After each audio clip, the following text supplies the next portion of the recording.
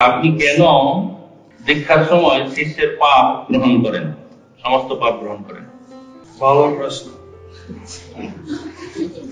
ভালো যুক্তি। তাহলে দীক্ষা না দিয়ে তাহলে আর কোনো পাপ গ্রহণ করতে পারবে না।